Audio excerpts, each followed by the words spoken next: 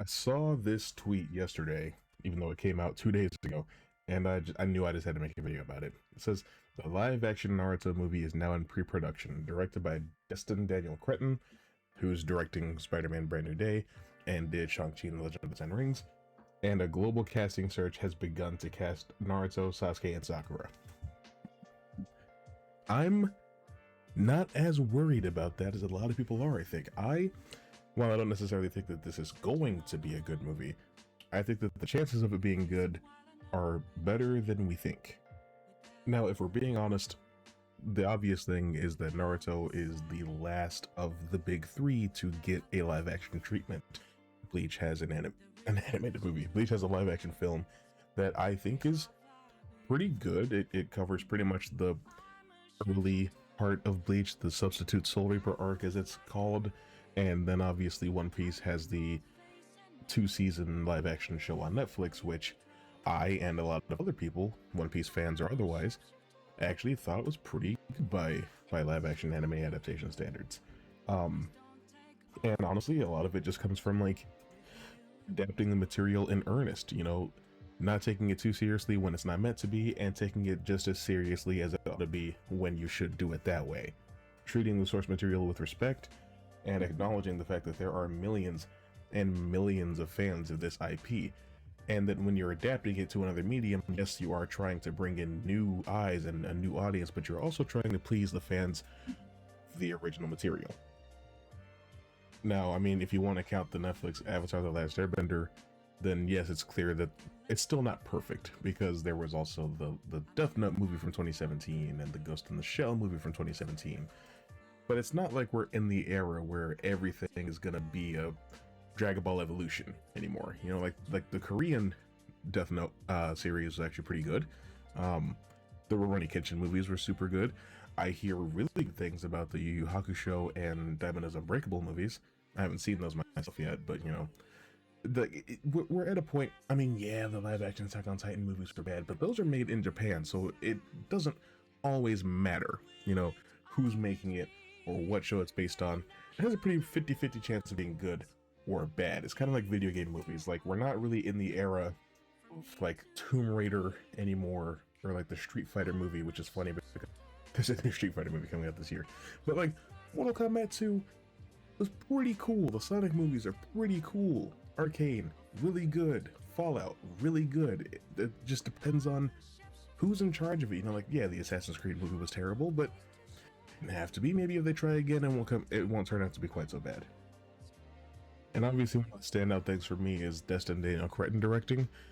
Shang-Chi and the Legend of the Ten Rings has some of the best fight scenes in the entire MCU. Maybe the best fight scenes. I don't know if I want to put it over Winter Soldier, just because like Winter Soldier, those fights have more impact and more weight for me, because it's just two really strong guys. There's not necessarily special superpowers happening, but the fights in Shang-Chi, you got the wire fu going on.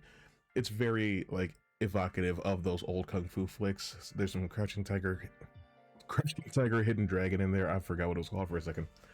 I love the fights in that movie.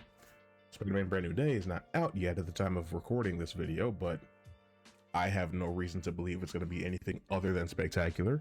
So, no pun intended for that. Yeah, I'm talking about Spider-Man. I called it spectacular. Goodness gracious.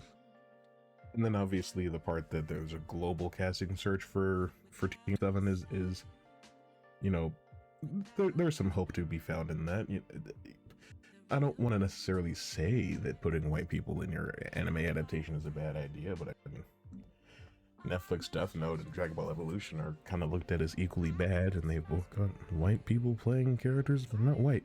But I mean, I don't know. For me, there's no point in like getting on here and dooming about anime adaptations. I'm like, there's good ones, there's bad ones. This could either be good or be bad. It's probably not going to be great, but I mean, they've got somebody who cooks up good fight scenes to do this movie, so if anything, that part will at least probably be good. We'll have to wait and see what the costume design looks like, but I don't know. I kind of have high hopes for this movie in a strange way. Now, my concern is, what do we do for this movie? Is it just one film? Because if so, Do we start with Naruto Part 1 or do we start after the time skip? Because Diamond is Unbreakable, that movie starts with the 4th JoJo part. And as far as I know, people weren't really complaining too much about that. But if we're doing Part 1, you'll probably start at the beginning with the Forbidden Scroll. So it's like, how far do you want to go after that? Do we do, when he graduates, or obviously we're probably going to do when he graduates the academy, but are we going to go up to like Land of Waves? Because I think that's kind of a good place to stop. But it's like, how many of these do they want to do? Because my first thought was, why not just do a show like One Piece got? But it's also like, well, shows take a long time to make and these kids are going to get old, which is one of the concerns I have about the Harry Potter show, but that has nothing to do with what I'm talking about today. But the kids that they cast for like Konoha 12 are going to get old, right? Which could work if you move some things around. So I don't know, maybe they feel like doing movies is a better way. Maybe they're kind of trying to like test the waters or something. But I mean, like, as far as what would make the most money, I think a Shippuden movie that has Sasuke fighting Itachi and Naruto fighting Pain would probably make the most money, but you obviously can't start there for story reasons. So I mean, there's a lot to be seen about this. We're not exactly sure what's going to happen, because like, the Bleach movie, for as much as I liked it, does adapt the most boring part of the story, right? And I haven't really watched it since it came out because it gives you no rewatch value. It really is just better to watch those episodes. But like, the movie cuts off right before the story starts really getting good, right before the Soul Society. You don't get to meet Kenpachi or Gin or Aizen. There's so much missing from the story, and they never went back and made a second one. So what if this Naruto movie ends after Haku, and that's it? We don't ever get to meet Tsunade or Jiraiya or Orochimaru. We don't get the Konoha Crush. We don't meet Gaara. Like, there's still so much that you leave on the table there. Which is why I think that a TV show route would be a little bit better. But the obvious answer is we don't necessarily need live action Naruto regardless, but we're getting one, so it's fun to speculate and pontificate.